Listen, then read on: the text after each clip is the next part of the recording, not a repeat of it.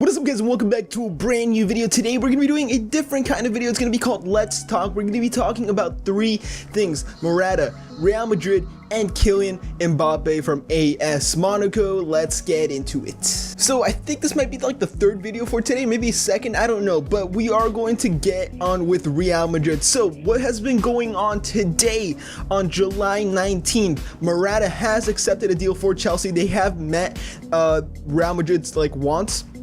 So Morata is going to London. He already left UCLA. He's going to London. He's going to arrive Thursday morning in London, and he is going to complete his medical and see if he can agree personal terms with Chelsea. So the fee for Morata is going to be around £80 million, which is solid. It's going to be a great chunk of money for Real Madrid. It could be £70 million. I'm not too sure, but it's still a great chunk of money, and I think he's totally worth it. First thing I want to get with Morata is if he's good enough for the Premier League, or if he's overpriced. So a lot of people say he's not proven in a big league. If you don't think La Liga is a competitive league, you are delusional.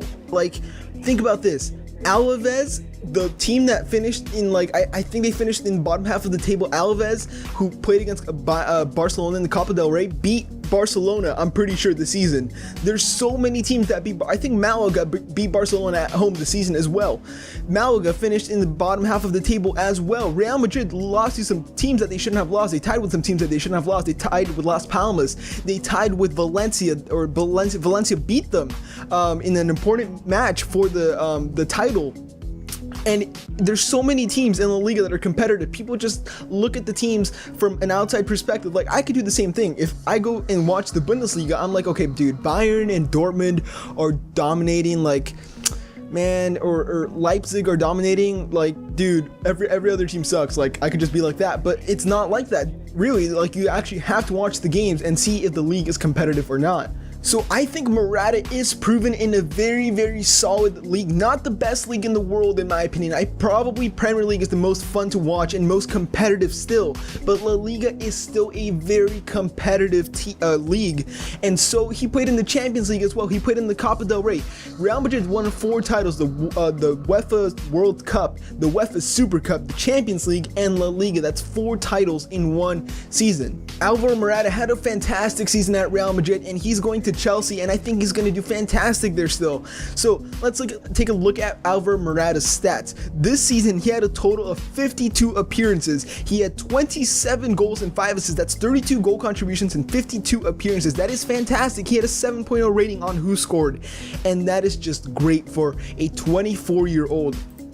So Morata, is he going to do well at Chelsea? I think he is. Now let's get onto the Real Madrid topic. Real Madrid sold Morata to Juventus 3 years ago for 30 million. They had a buyback clause for 20 million. They bought him back, and now they sold him to Chelsea for 70 million. So in total, they've made what, 70-80 million just off of Morata? This is a homegrown player. He went through the academy. He's the most expensive player of all time from the Real Madrid academy. I think it's the most expensive Spanish player. Don't quote me on that, but I know he's the most expensive Real Madrid player from the academy of all time. Morata knocked us out of the Champions League 2 seasons ago in the semi-finals before they went on to go to the final and lose against Barcelona. Morata was the one who knocked Real Madrid out. Then last year, he came back to Real Madrid and helped us to win the back-to-back Champions League, or 3 years ago, sorry. And he helped us to win the first back-to-back Champions League in the current Champions League format. So going back to Morata real quick, Real Madrid played against Deportivo La Coruña, another great team who had a great season against big teams for some reason.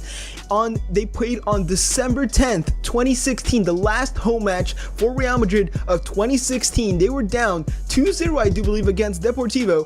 Real Madrid came back. Morata got a cross from Marcelo and scored it, headed it home in the 90th minute to give us a crucial 3 points before New Year's. So now going to Real Madrid, it irritates me. It makes me so flustered, angry, annoyed that this player who came in clutch so many times, scored so many goals from the bench, is leaving the club when he doesn't deserve to be treated how he was treated. He's a homegrown player. He's a Spanish player who plays for Real Madrid, man. And yes, okay, I already explained in my other video why Benzema starts over Morata, because Morata or Benzema makes Cristiano better, and Cristiano scoring more goals means we'll win more games. We brought back Morata for 1 season for 20 million pounds. In other words, for basically what, like 50 million pounds for 1 season. We did that. Like, yes, it was worth it, but I thought we brought him back to actually get him in the team and develop him. I wish Morata would have stayed.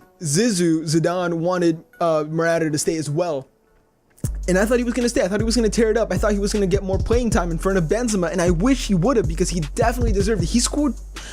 He had over 32 goal contributions. Like, for a player that's 24 years old and plays for a team like Real Madrid, it's great to see something like that, and that's what you want to see. Benzema didn't even get 20 goals this season. That's how bad he was, to be honest. Overall, I think Real Madrid just treated Morata the wrong way. Like, I wish he would have gotten more playing time. I know we have to understand the rotation from Zidane and the tactics and everything like that. Like, we don't have insight to that. Like, we don't know why he did what he did, and we don't know why Morata didn't get as much playing time. But I wish he would have gotten treated better. He totally deserved it. The kid is a great player, and he proved it when he had his time when he was a sub. He absolutely smashed it. Now that the video is getting a bit longer, we're going to talk about Kylian Mbappe, who does play for Monaco. So this kid is 18, man. This kid is 18. His idol was Cristiano. Posters of him. I think he got a picture with Cristiano. He said he's always admired Zidane. Is he going to come to Real Madrid? Now, Real Madrid could offer a world record fee for Kylian Mbappe, and do I want that at this moment in time?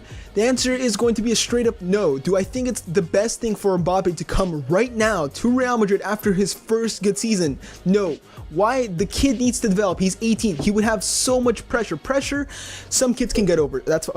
Some kids can get over. That's fine.